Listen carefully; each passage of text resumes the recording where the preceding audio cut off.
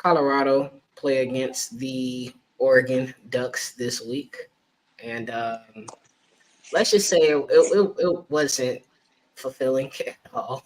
So, Nah, um, obviously, during the game, we saw, clips of locker room talk from the Oregon coach talking about, they playing for clicks, we playing for wins. yeah, Then, as of recently, the Oregon Ducks football team and their social media team posted a video of how Colorado was talking that talk before the game. So I just want to get your thoughts on, just everything overall with that matchup.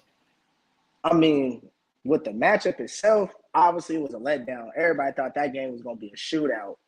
But I'll definitely say Colorado been saying the past few weeks, everybody made it personal. They made it personal with Oregon, and Oregon stood on business when it came to the game. But really, the game was lost in the trenches. The front Yeah, seven on both sides for Oregon was way more dominant than it was for Colorado, and that's what Coach Prime is lacking at Colorado. He got the skilled players to match up with any team in the country, but when it come down to them big boys, Shador still had a. I think I seen earlier. He still ended up completing 70% of his passes for like a 93.8 passer rating, and was sacked 7 times. So when your quarterback still plays that good and you get blown out that bad, it's something you got to handle up front. My personal take on it.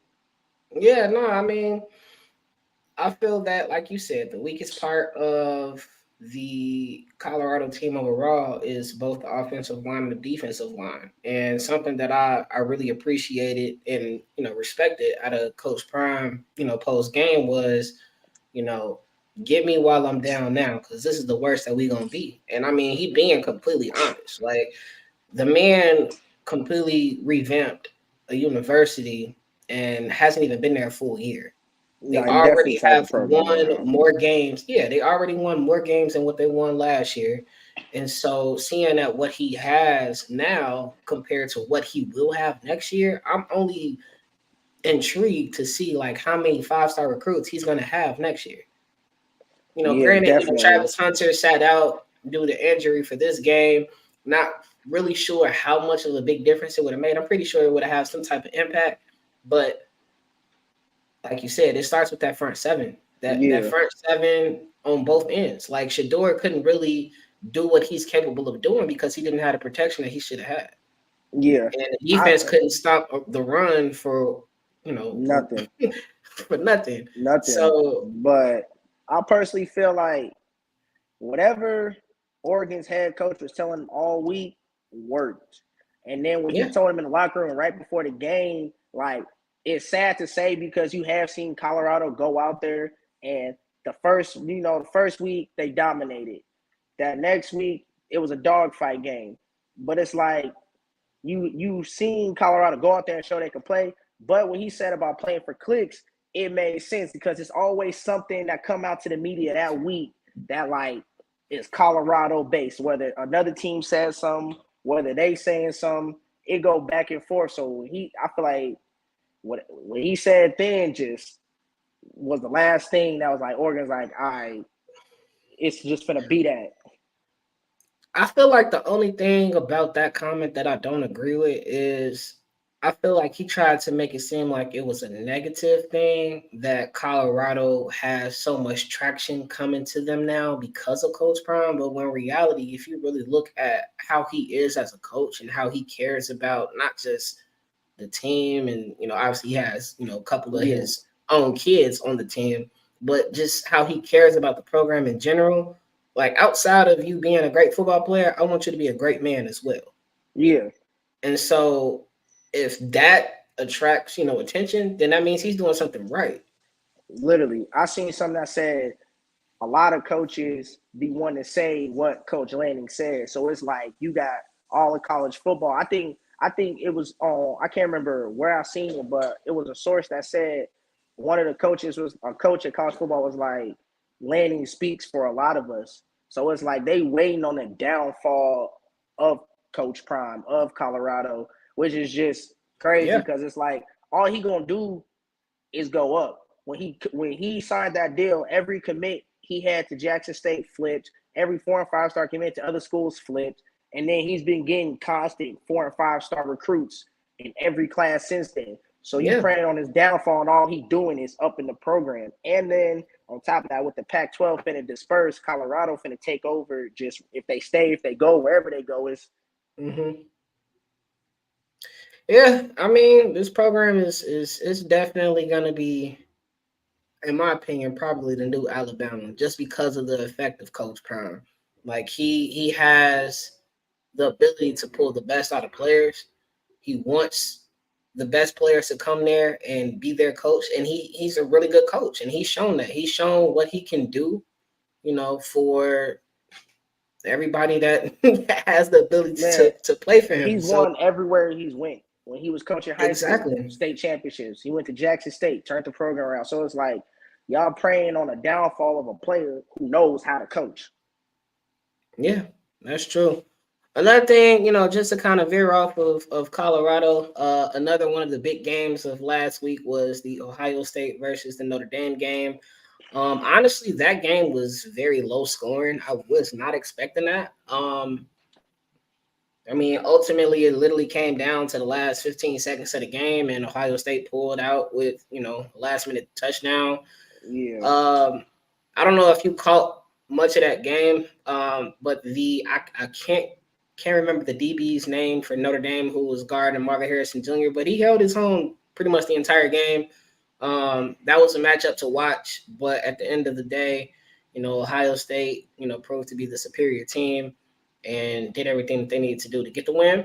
Yeah. What was your thoughts on that matchup? So that matchup, I kind of expected a higher scoring game too, but I don't necessarily consider Kyle McCord the answer to Ohio State as the quarterback. A lot of their Yeah. games have been very low. They're not putting up points that people are used to seeing Ohio State put up. Notre Dame's a way better team, but I don't know if too many people noticed those last two plays, Notre Dame played with 10 players instead of 11 because they couldn't I get the mean, but who is personnel that right. really on though? That's not on. No, I'm not saying that's definitely on the Yeah. coaching staff. I'm not even gonna say it's on the players. That's poor coaching. On the Yeah. two most, if you didn't held them for 3 straight plays and those for 2 straight plays, and in your last 2 plays you play with 10 people, you still hold them on third down with 10 people. They score on a fourth down to win the game.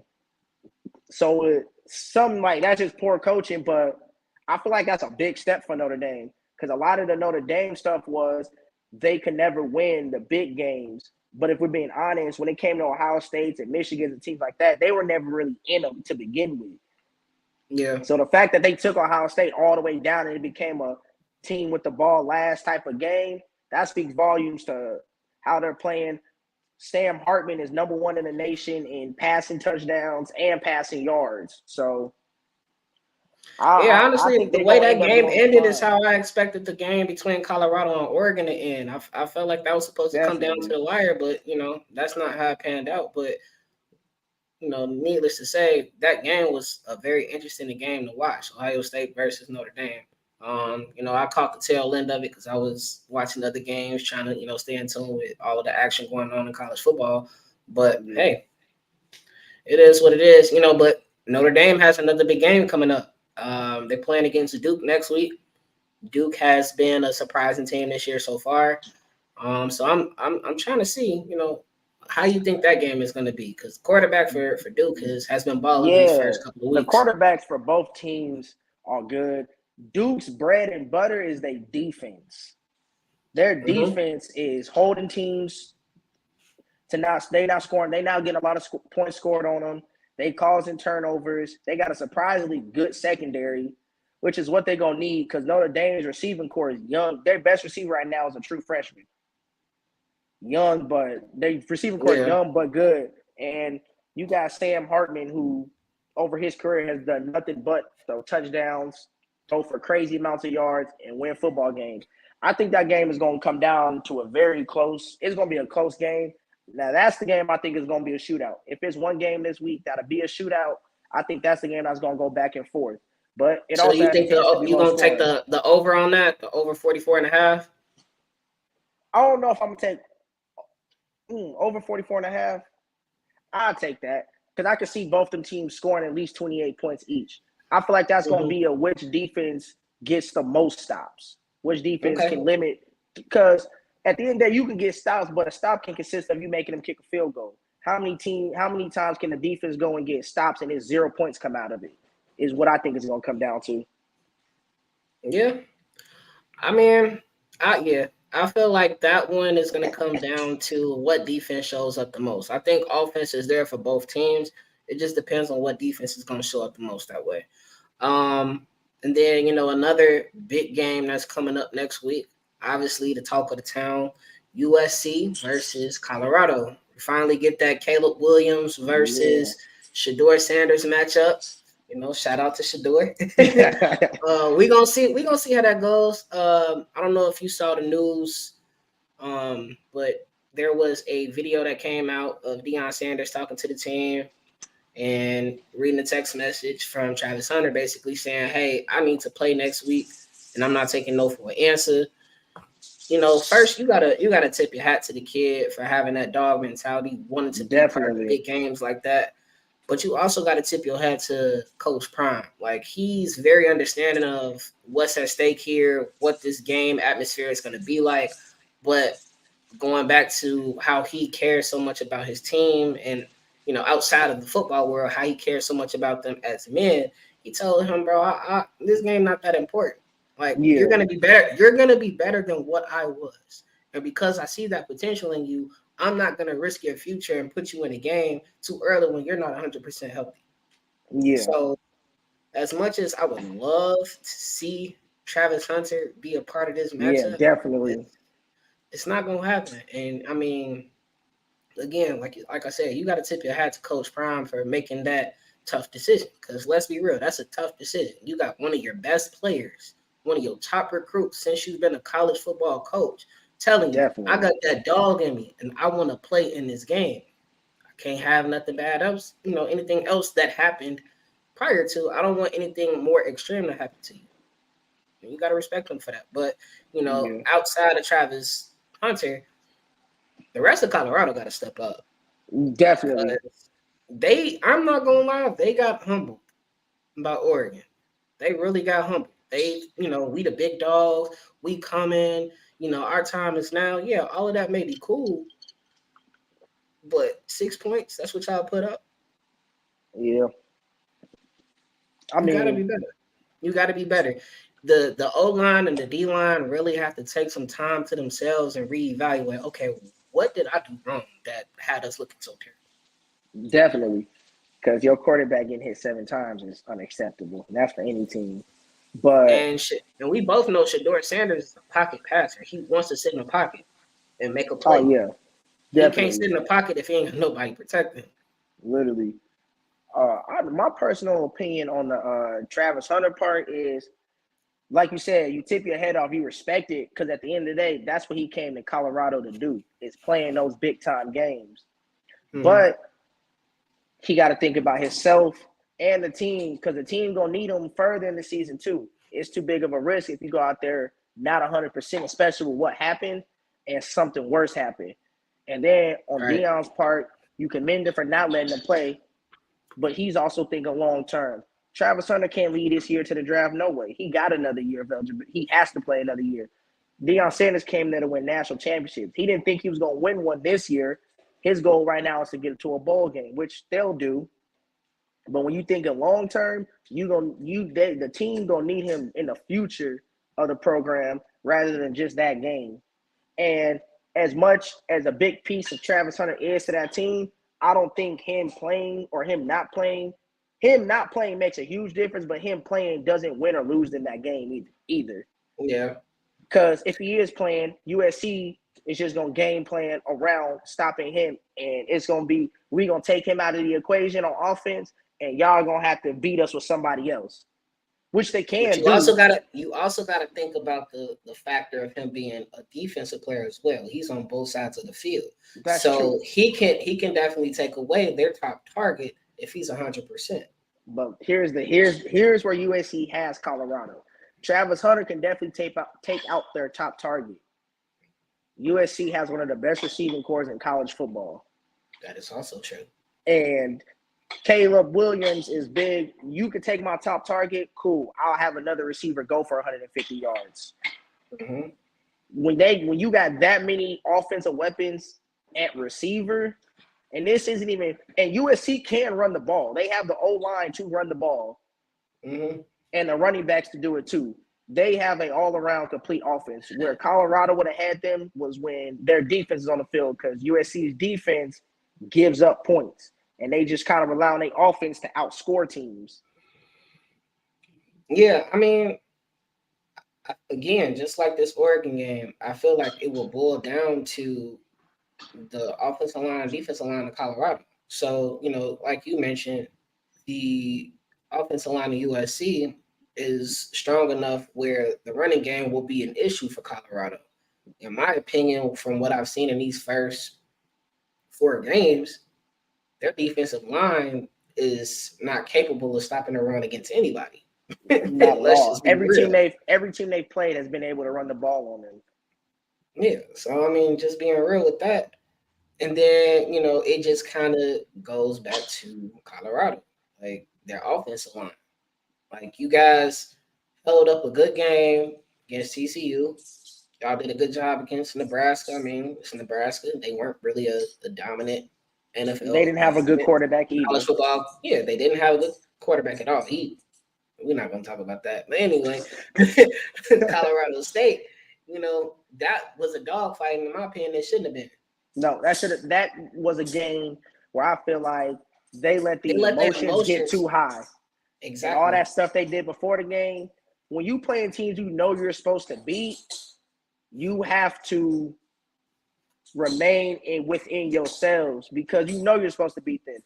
They did was give fuel to Colorado State. And Colorado State, to me, in my personal opinion, outplayed Colorado. But Colorado had the better team and a better athlete, so they were able to last longer. And I feel like that's why they got the dub. Yeah. Yeah. I mean, we're gonna see. Hopefully, I'm not gonna say Colorado is gonna win. I would love for, Shador Sanders and the Buffs to come out with the win, but let's be realistic here. Yeah, They're outnumbered right now. And if definitely. they win, that will be a surprising win. I feel But like overall, I think that USC is gonna win by at least 10 points. I got it. I got a 2-touchdown W for them. I do got one question though, and this is like off of it has to do with USC.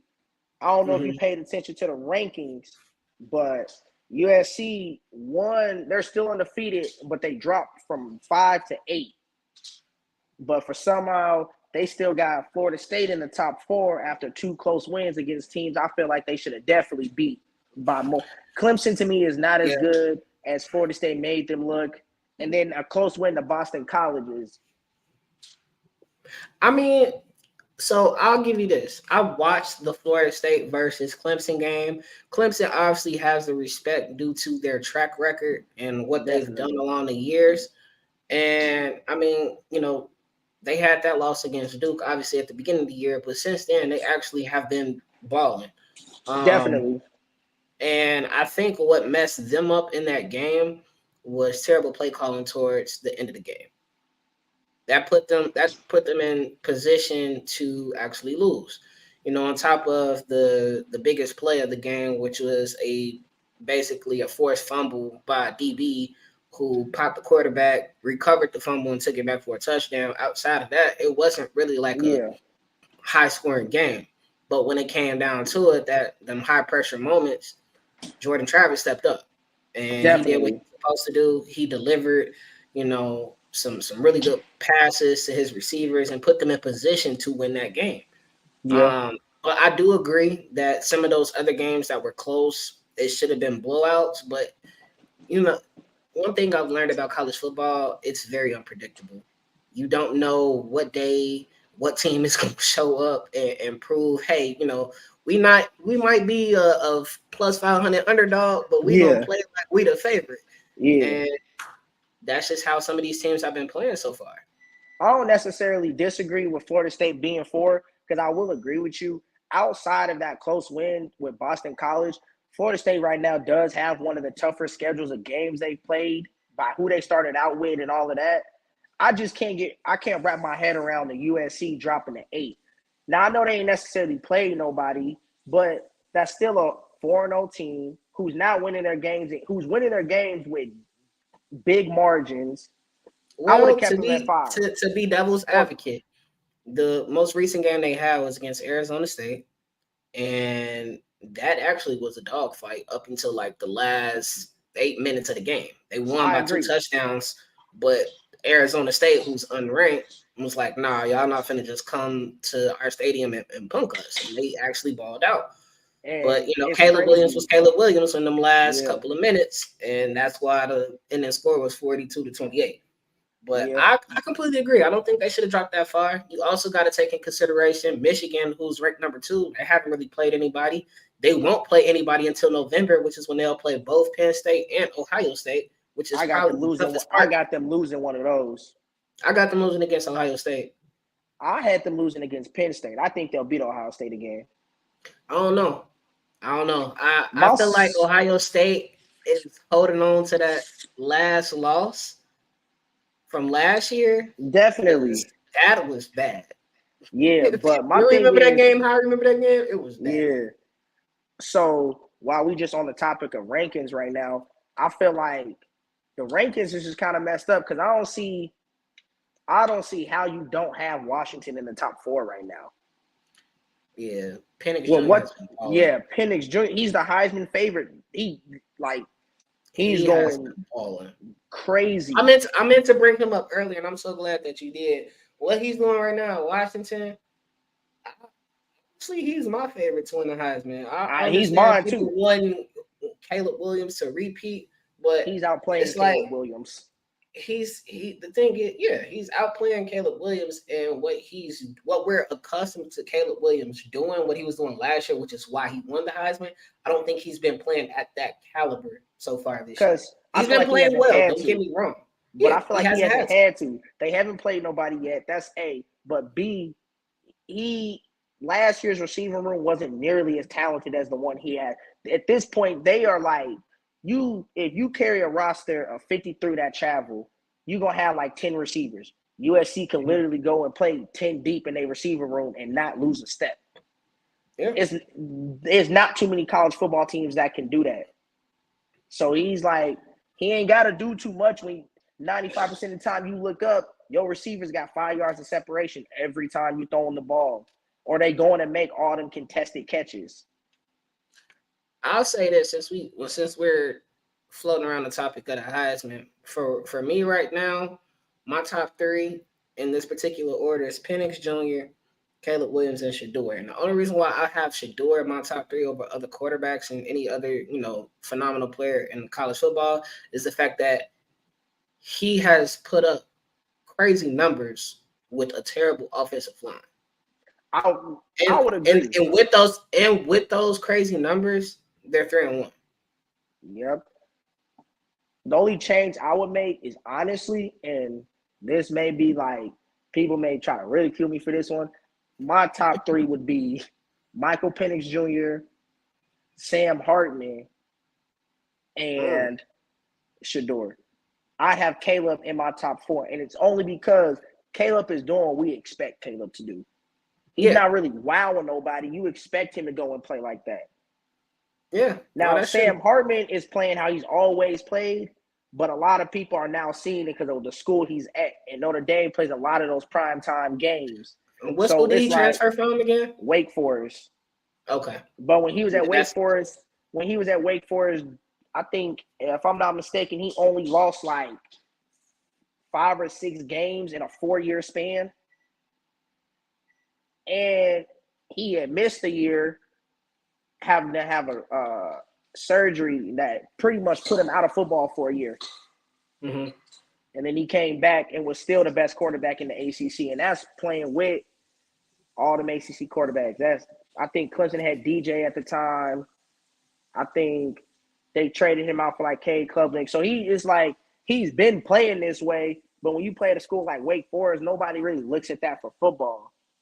You transfer to a team like Notre Dame where they're decently known for football and you're putting up the same numbers. It's like he'd be my second because right now what he's doing is crazy. And both the quarterbacks all three of those quarterbacks, he's beaten both the other candidates I have in passing yards. He's thrown for over 1,300 yards in 4 weeks and 13 touchdowns with another 3 touchdowns on the ground. So he's accounted for 16, and we're not even halfway through the season yet. I want to touch on this comment by Nate. He said he rocks with Shedeur, but the Oregon performance is going to take him out of the Heisman running. I feel that I understand where that statement is coming from. Me personally, I don't feel like the performance by him is necessarily on him because he's made some great throws throughout the game where it was either dropped or it came down to the O-line not holding up the pressure coming from the defense where he couldn't make a play.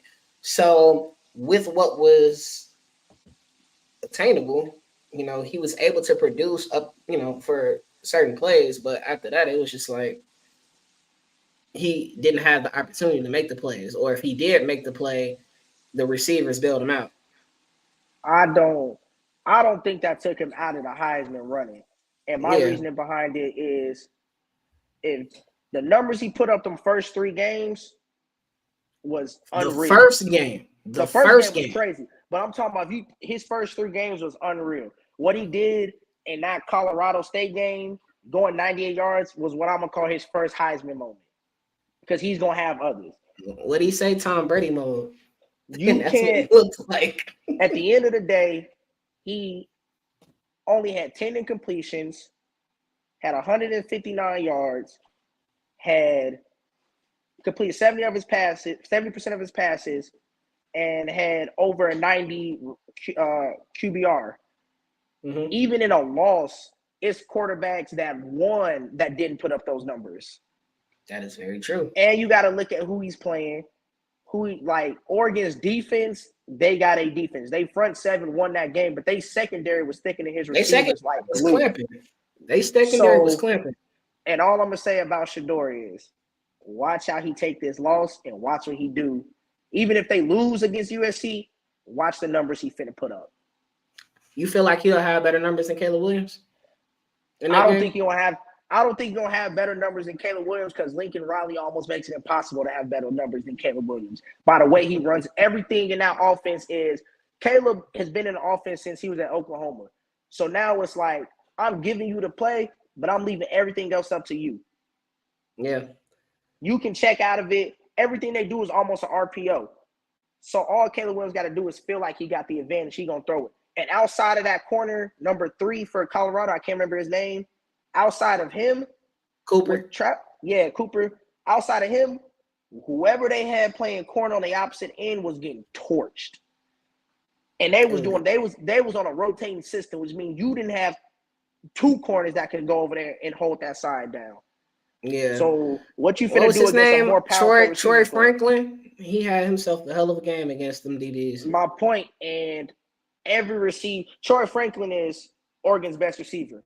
To me, every receiver USC has is on Troy Franklin's level. Yeah. At least in their first 5 deep.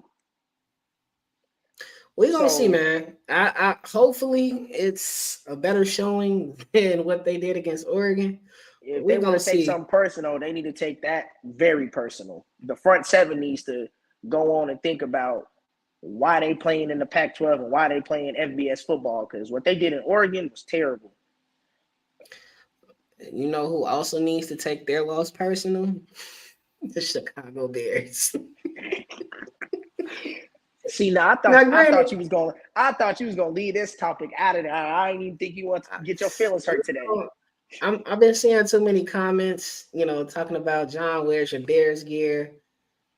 All great things come from I'm riding with my team regardless of the situation. I didn't go into last week thinking that the Bears were gonna win that game. I will say this: I was not expecting that showing though. What was it? 41-10. I don't even remember the score. I cut it off. I stopped watching the game. They start scoring with backups. Needless to say, there has to be a change. I've been seeing a lot of people trying to ridicule Justin Fields, saying that he's terrible and all of this stuff. But honestly, I think it's the coaching. Like I said this last week, and I'm gonna continue to say it. I think it's the coaching, and the reason why is because You got to look at how he was playing at Ohio State prior to him getting drafted in the NFL. He was comfortable. He was having fun. He enjoyed the game. He doesn't look like he's enjoying the game now because they're trying to change how he plays. They're trying to make him a pocket passer. They're trying to make him do, his step back with a different foot than what he was doing, in college all his life and since he's been playing football. And now he's overthinking when he's actually in the game. He's like, okay, well, am I doing this right? Am I reading this right? And that's why he's holding on to the ball. So on top of that, since he's been in the NFL, he's been sacked so many times. I think he's ranked second, only behind Russell Wilson for most times being sacked in the past 3 seasons. Jesus. So if you have that instilled in your brain, like, oh, okay, I can't really trust my offensive line to protect me, what should I do? So he got that on top of the fact that the coaches are trying to transform him into being a pocket passer because the offensive coordinator, who was a quarterback's coach at his previous location, had somebody that was a pocket passer. He's trying to instill that type of gameplay into somebody who doesn't need that type of gameplay. Yeah, I think they need to start getting to rolling him out of the pocket more because your offensive line can't hold up. You got an athletic quarterback back there. Yeah, they need to start giving him the option to, really they need to simplify the game. Let me roll out. Give me 2 reads. Cool. If it's not there, let me do what I do. At least get him back having fun and get him back comfortable, and then you can start expanding your playbook. But like right now, I agree with you. The way they try to make him play don't fit his play style. He's is there and let me improvise, but. I also feel that they need to make DJ Moore read one on every single pass play that they do because that's your best receiver. That's who Justin Fields should be looking at first on every single pass play. It shouldn't be, oh, well, we have this design pass play for Claypool. I don't trust Claypool as much as I trust DJ Moore. You know what I'm saying? So it's like terrible. Exactly. And if you go watch the film, he's not really playing to that caliber of what I keep hearing that he's supposed to be playing at. I'm all about cutting him at the end of the season, not paying him that contract, and going and getting Marvin Harrison Jr. Because I feel like either we're gonna have a terrible record where we have a top 5, top 3 pick, or Carolina's gonna have a terrible record where they have a top 5, top 3 pick, and we can get Marvin Harrison Jr. Yeah, I think that's like a need. Receiver is definitely a need. I feel like they can handle a lot of the O-line issues in free agency. A lot of people contracts is finna be up. And I feel like this is a deep enough offensive line class that's coming into the draft that you don't have to try and go make an offensive lineman your first or second pick you got. You can go find you some in the 3rd and the 4th round that are still going to be NFL caliber offensive linemen. I do think y'all first need right now is a receiver. With DJ Moore, you just need some. If you get DJ Moore, say you do get Marvin Harrison Jr., y'all get him, DJ Moore, and you put Darnell Mooney in the slot, you have a very decent receiving core. You got a burner on the outside, you got a big body receiver, and you got somebody to work in between the hashes. And y'all got decent running backs. They need to do a lot more zone reads and let Justin Fields use his legs other than him just, pocket breaking down. Like, do some design runs. Let him work. I don't even think we've had at least 10 design runs in these first 3 games. Definitely haven't. He's been sitting in the pocket trying to deliver the ball all over the field. And while he has a crazy arm and he has a decent arm strength, that's not what he's used to doing. He's an overall talent. Yeah, but that's not what he's used to doing. Yeah. He's the reason. Talent. Oh, I'll say this just to kind of debate that. If you go back to his time at Ohio State, he wasn't a running quarterback like he was last year for the Bears. Nope. He was a pocket passer to an extent where he can sit in the pocket because he's comfortable with his offensive line protecting him. He also had one of the best offensive lines in college football. He also had receivers who could get open. So you take all of that into consideration and looking at the numbers that he put up, on top of the play calling, you see why he balled out the way he did. Now you got play calling where you got somebody trying to change how this man is so comfortable and used to playing. He ain't looking like how he looked last year at all. He looks worse. Yeah. You have to play to your quarterback strengths. You got to allow your quarterback to be who they are and not try to change him to quote unquote Aaron Rodgers. He's not Aaron Rodgers. He's not going to sit in the pocket and make all of these crazy throws. I'm not saying that he can't, but that's just not what he's accustomed to doing. So why are you trying to make him be that? You know what I I'm agree saying? 100%. And then you got, I don't know if you watched the game at all, but he had a dime, a downfield dime to DJ Moore, and it was dropped. I seen that. In the bread Definitely. basket. And that's a lot what's going on too, is his receivers are not catching the ball. When he does have the time to throw, he's putting them exactly where they need to be, and it's a lot of drops. They receivers need to get back what they used to do in college when you was trying to get on the field, you going to catch 100 balls off the jug machine. They need to get back to doing that before they leave the facility, because they dropping balls left and right. I'm seeing somebody in the comments talking about draft the QB and put him at running back. First of all, your favorite team is the Patriots. Y'all need to get rid of Mac Jones. Zesty folks. Anyway, y'all need to go get a quarterback because Mac Jones is not it. I need to put Zappy in the game because Justin Fields is better than both of them. So let's be real. Justin Fields is a quarterback, not a running back, none of that. Now, I'm not totally against drafting another quarterback because Justin Fields does have a tendency to get hurt at times. But I feel like this quarterback draft class that's going to come out is so deep. You can wait to the 5th or 6th round and go get you a quarterback. They still going to be there because a lot of teams don't need him right now. So hold on, because he's still trying it. He talking about Justin is better than Mac. I mean, if we recall, didn't they play against each other last year? Who won that game? Oh, okay. Check the stats. Didn't Mac Jones get pulled after the first quarter? Not even halfway through the first quarter? Oh, okay. But back to the rest of week 3. The Dolphins put up Madden numbers. That's not even that's rookie Madden numbers. That's when you try to still get a feel for the game. So you play on the That's when you playing against your little cousin and you don't care about taking it easy on them. Yeah, because 70 points is ridiculous. Like, if I'm the Broncos, you almost want to pack up the franchise and just leave, because that don't make no sense. And it's not, and as much as I want to say it's the defense, because how you let 70 points get scored on you, if you're on the field 95% of the game, what do they expect you to do? Yeah. It is, they do pay you $1,000. That ain't even college numbers. College football don't even put up numbers like that. Let Twan tell it. No, let Chris tell it. That's what Oregon was going to do to Colorado. Man, that's high school football numbers. Worst team in the state. Yeah. I mean, I look at it this way. I saw a meme. It was so funny. I saw a meme. It looked like, I don't know if it was Mike McDaniel, but it was a picture of somebody that looks like him in the stands with the fans, showing like the playbook. Like, all right, what you want us to run next? Who on your fantasy team need to score points? I got you. Just let me know. And that's just embarrassing for the Denver Broncos. That's just embarrassing. You don't want to come out and have that type of showing. But to me, I feel like it's a little bit of karma, because prior to the season starting, Sean Payton was talking all of this crap about the previous head coach, Nathaniel Hackett,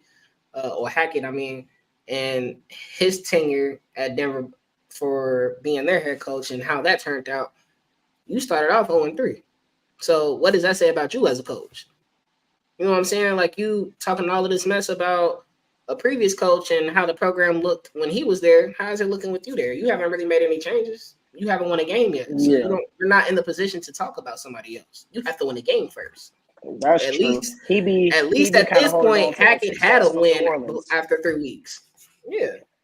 He be holding on to his success he had from New Orleans. But if you look at the back end of his coaching career there, it was a very mediocre team.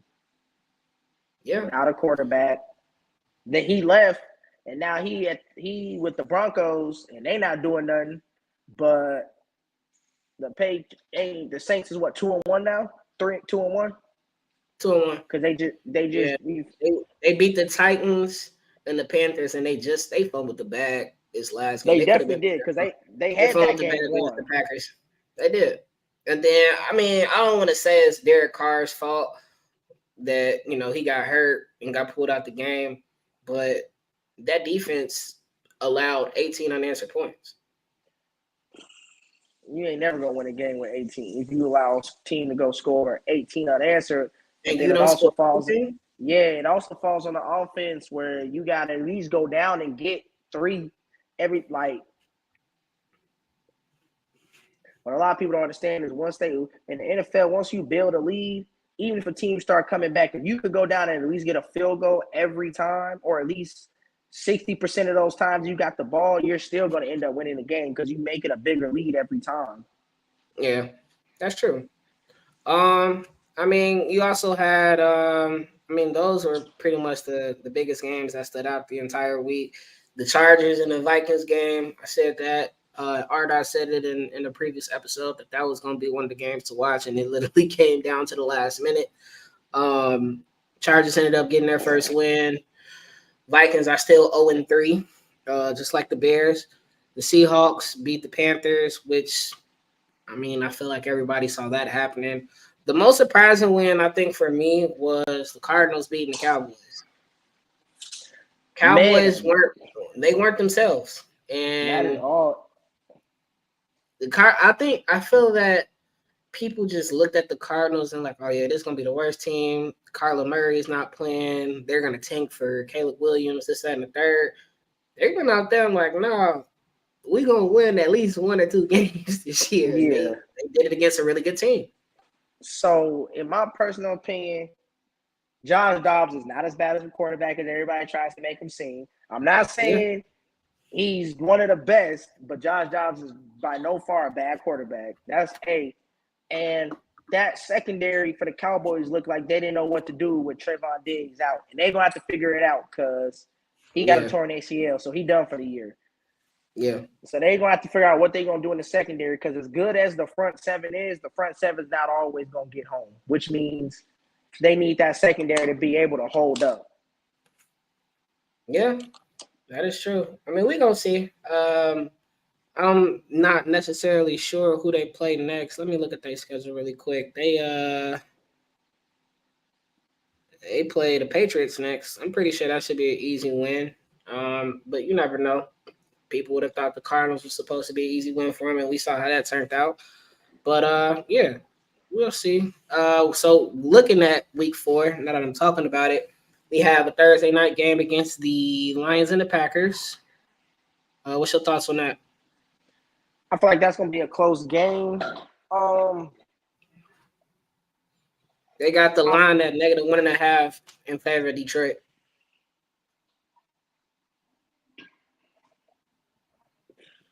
Oh no, that's one of those games. Like Ben ain't my strong suit. It's not something I do for real. But that's one of those games I leave alone because I feel like it's too up in the air. Or you can bet for the Packers to cover. But yeah, I wouldn't. I leave that game alone because -1.5 is just that's too much, too close. Too close. Yeah, it's too close. That's a game I leave alone. I do think that the Lions will end up getting that W. I just think they're slightly the better team.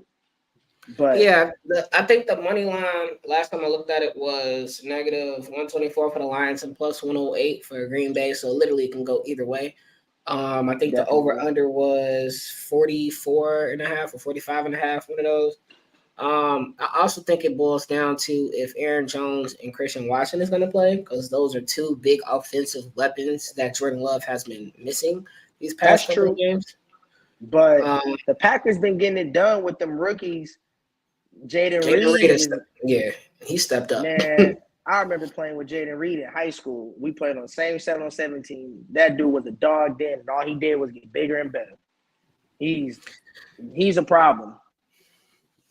Yeah, we got that. So we got that for Thursday. My opinion, only thing I'll probably take from that is 40+ yards for Jaden Reed and possibly an anytime touchdown for Jamar Gibbs. Them the only two things that I'm really, really liking from that game. I Yeah. know the Packers had some injuries in that front seven this past game against the Saints. I don't know if that means that they're going to be back for this Thursday game with such a quick turnaround. We'll see how that goes. But I feel that Jahmyr Gibbs will have the ability to have a really good game. We also have the Falcons and the Jags. I don't think that's really a game to watch, in my opinion. Desmond Ritter has been trash. I Yeah, think that should be, they need to go draft a quarterback because Desmond Ritter is yeah, not the answer. yeah. They have the Jags as a favorite. That's actually out the country game. I think that's in London or something like that. So that one is gonna Okay. be at 8 o'clock y'all time. Um, and they had the Jags as the favorite. I think they'll win that game. Then one of the most interesting games that I like for next week is the Miami Dolphins versus the Buffalo Bills.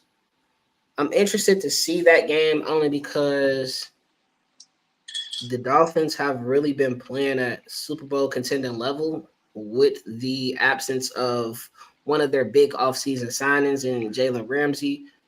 The defense has looked pretty good up to this point. Tyreek Hill has pretty much looked unstoppable up until this point. So I think it's going to Is boil Jalen down. Waddle still out? Is Jalen Waddle still out for that game? That is to be determined. I feel like he'll have an updated injury report come tomorrow. Probably. So he'll probably end up being a Yeah, game time decision. yeah. I know for a fact that Tyreek, Tua, I think everybody who pretty much played this past week are still available for this upcoming week. Okay. Jalen Waddle will definitely make a difference. I think honestly, it's going to boil down to which QB is going to make the least amount of mistakes. I feel that Josh Allen has a tendency of being overlooked for his mistakes that he makes because of the crazy plays that he has every now and then. But he honestly is very mid when it comes to being a QB because he has a lot of turnovers that don't Yeah, get it's talked about. almost for every touchdown he throw, it's a pick or a fumble or something. Yeah. Or two turnovers, some type of way, two Yeah, turnovers for every touchdown. his stat line don't always add up because when he do throw a touchdown, it's always a crazy ball. Yeah. So I think that one, like last year, that was a close game. I think it'll be the same thing this week. Then we got the Texans at home against the Steelers. Steelers are starting to catch a little bit of a stride, but I like how CJ Stroud has been playing. I think his new favorite receiver is Tank Dell, who was a sleeper pick for me in fantasy football. You want to come up because Tank Dell, when he got picked, I already knew it was going to be a problem. Yeah, I like to look at the activity in the offseason, and I saw a lot of chemistry forming between CJ Stroud and Tank Dell. And I'm like, okay, They well, when actually season they starts, actually worked out together during the summer after the the combine. draft, So them getting drafted was just like the perfect setup for him. match made in heaven. So Literally. I like that duo, that combination. Nobody really expected the Texans to beat the Jaguars. Maybe if you were a Houston Texans fan, you expected it, but outside of that, nobody really saw that happening. I like them at home. I think this is a good test for them. They went against a decent Indiana Colts defense. They went against a good Baltimore defense. So I think that this will be a nice test for them against the Steelers defense. Um, they got the line at 3. I'm taking the Houston Texans +3 on that. I think they can hold their own in that game. Then you have the Broncos and the Bears. I have a don't watch. You have a I don't wouldn't even watch. I wouldn't even watch that game. Cause it's like You got two. You got two 0-3 teams. I made a joke I mean, earlier saying that if I was anybody that is not a fan of either team, put a bet down for a tie. That's how bad I think this game is gonna be. yeah, I Hopefully, mean, hopefully with the Bears going back home after two tough games on the road that they put on a better performance for their home crowd. I hope they win this game. I don't know if I'm gonna touch it at all because I've been losing money for these past 3 weeks betting on the Bears. Not even like money lines, but just money in general. So we'll see. I got The y'all to fan league win wants to though, win. but But what is it like 10-9? yeah, game of straight field goals, no touchdowns being scored. Yeah, I think the most exciting game coming up this week is probably for me. I'm gonna say, hmm, I don't know. I, I think the best matchup is gonna be the Ravens versus the Browns. And the only reason why I feel like that is because one, that's like a divisional game, and two, both of the QBs are starting to like really catch stride. We're still Yeah, trying to figure out what the Browns are going to look like this year. We kind of have an idea what the Ravens are going to look like. Their defense is always good. It's just more so about that offensive chemistry coming together. So I think that's going to be an exciting game to watch. Other than that, it's not really that many like good slates for games, outside of this Thursday game with the Lions and the Packers. yeah. Um, any games outside of that, those two that I just listed that you feel like will be exciting to watch? Not for real with me. I don't know. That the game, the Ravens and the Browns is probably gonna be the one game I really do sit down and really want to watch. Mm-hmm. Like you said, both quarterbacks catching their stride. Plus, I got my rookie of the year pick playing, so Zay Flowers been going crazy. So Hey, that was I, another I, sleeper pick that I got I, it in both fantasy leagues. and that's crazy because I said it in your first podcast in the comments that Zay Flowers was my pick for rookie of the year. And right now, ain't no team been able to figure out how to stop him just yet. I said that in that podcast episode that Zay Flowers was gonna be wide receiver one. I think it was Nate that I was having a conversation with, and he was saying, he thinks that Bateman has that seniority and already more built chemistry with Lamar, where he would be wide receiver one. And I'm just like, that's a valid point, but Zay Flowers, the Man, way he gets open is much yeah, easier to throw the ball to him versus Rashad Bateman. Not saying he can't get open, but it's more easier for Zay Flowers to get open. I believe in seniority only matter until camp start. Then is who being productive, and the Cam Zay Flowers had put him in the like conversation of wide receiver one because Mm-hmm. what he's doing in games is what he was doing the whole time they was in training camp. Like you could even make the argument he should have been the first wide receiver off the board. The fact that he fell to the I Ravens, believe he should have been a first round pick. I don't think he was drafted in the first round, was he? he was drafted in the first round. It was late first Okay, round though. because who was the first receiver taken? It was Jackson Smith, right? Yeah, Jackson Smith and Jigma was the first receiver, and then I He's think it was having Jordan Addison. Jackson Smith and Jim was having a good year.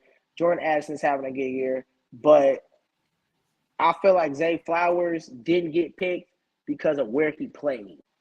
Yeah, a lot of If you people would have, coming from Boston College and the record that yeah, they played terrible. But if you they go played look at his terrible. tape, It's he ridiculous. was the offense. He was the best receiver in that draft class, in my mind. And if you would have stuck him at a USC or stuck him at Ohio State, he probably would have Oh, caught for 2,000 yards because he yeah. went over 1,000 at Boston College, who runs the ball. Imagine him being teammates with Caleb Williams back in college. Over with. It's ridiculous. But Should have yeah, won the I got. Biletnikoff too, but I digress. We also got the Monday night football game between the Giants and the Seahawks. Obviously, that's a big primetime game. I honestly like the Seahawks on the road. Just looking at how that offense looks without Saquon, there's not really Yeah, much fluidness with that. And I feel that the offensive play caller for the Seahawks has been scheming up some really good schemes these past couple of weeks. It's playing to Geno's strengths where it's not too much pressure on Geno, where he can rely on his skill players. Yep. But he also has the ability to ball out and be the quarterback that he feels that he is. Man, Geno Smith now is giving me West Virginia throwing to Stedman Bailey and Tavon Austin Geno. Like he done found the love of the game again, and he comfortable where he at. He ain't playing. Yeah. He ain't looking over his shoulder while playing. They feel like they got their quarterback, and he playing like that. So the Seahawks, I feel like the Seahawks is gonna make a run. They may be that team that I feel like sneaks in to the playoffs, but once they get there, they got a chance to make a run in the playoffs. So who do you think ends up getting their first loss if either of these teams get a loss this week? Between the Eagles and the Dolphins. The Dolphins play the Buffalo Bills, obviously, and the Eagles play the Washington Commanders. I'm gonna say the Dolphins, just because I feel like the Bills match up pretty well with the Dolphins. I feel like the Eagles and Commanders game is one of those games where the Eagles should go in there and take care of business. But in the NFL, we know the teams is good for should go in there and take care of business and go in there and lose. Yeah. So the Commanders could come with something. They're not a bad team. The Commanders are a young team, so they still got a young quarterback. So they're a good team, though. That one's a little up in the air, but I feel like the Eagles shouldn't lose to them. I feel like the Dolphins and the Bills is a better matchup, which gives the Dolphins a better chance of getting beat. For sure. I agree with that take. Before we wrap up this episode, any other things you want to talk about real quick or any other comments you want to make for this upcoming week? Way too early Super Bowl prediction. The 49ers is going to win it. Brock Purdy playing lights out right now. Hey, I ain't gonna lie. I'm gonna say it. I feel like I said this already before, but my dark horse to win the Super Bowl is the Baltimore Ravens. I feel that once they offense starts clicking like they're expecting it to, they're gonna be really difficult to stop. True. They're gonna be really difficult to stop. Is one more thing I want to talk about before we wrap up. Back to college football. Do you believe Georgia should have the number one ranking in the country? I mean, I haven't really watched any Georgia games this year because it's like you're not missing nothing. They have played nobody and they're winning. Yeah, I feel like they don't really have any competition in the first couple of weeks. So what's the point of watching their games?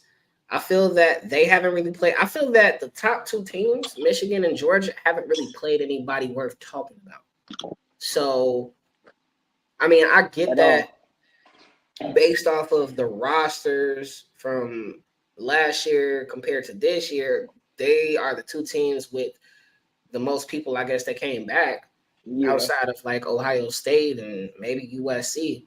But it just, I don't know. I don't see them being there right now. Like you have to prove it to me against teams that can at least play up to the standards of what your team is at. And I also believe they play in the weaker side of the SEC East. So the weaker side of the SEC because they play in the SEC East. So they don't really play nobody until they get to that SEC championship game. In my personal opinion, and I'm going to say this, my last thing I'm going to say on here is my top four in college football, number one would be Texas. Just off of how they've been playing and what they did to Alabama in Tuscaloosa, it'd be Texas. Number two would be Washington. No team right now is playing with Washington. I'd have number three for me. I'd actually put Oregon at number three because they were already handling business, and then they played a good Colorado team because Colorado's not a bad team. They needed some help on the front seven, but they're not a bad team, and fully dismantled that team, took it apart on all three phases of the game. And then I keep Florida State at 4 because outside of that close W to Boston College, they do got to win against LSU, who's in the top 25, and they do got to win against Clemson, who's a good team. Yeah. So if we was to do the playoffs today, that'd be my playoffs. So no Ohio State. I just can't put them in yet. That win against Notre Dame, to me, it's a good win. But Ohio State got to show me something offensively to show that they deserve to be there, because Marvin Harrison Jr. ain't necessarily dominating the way I think college football expected him to. Mm-hmm. But when you play receiver, you can only rely on your quarterback getting you the ball, and Kyle McCord is not the answer. Right now, they answer at quarterback is playing high school football in the state of Georgia. Yeah, that's real. Well, I mean, we're gonna see. We got a lot of, things to look forward to, and a lot of football left, a lot of things to look forward to in these upcoming weeks. I do want to say I appreciate you for sliding through for this episode, my guy. Appreciate you for having me. No doubt, no doubt. We got another episode coming up Sunday, so everybody who has been sticking with us, tune in for that. And until then, bear down. Thanks again, Real, for sliding through, man. I got you soon. Yeah, bear down always.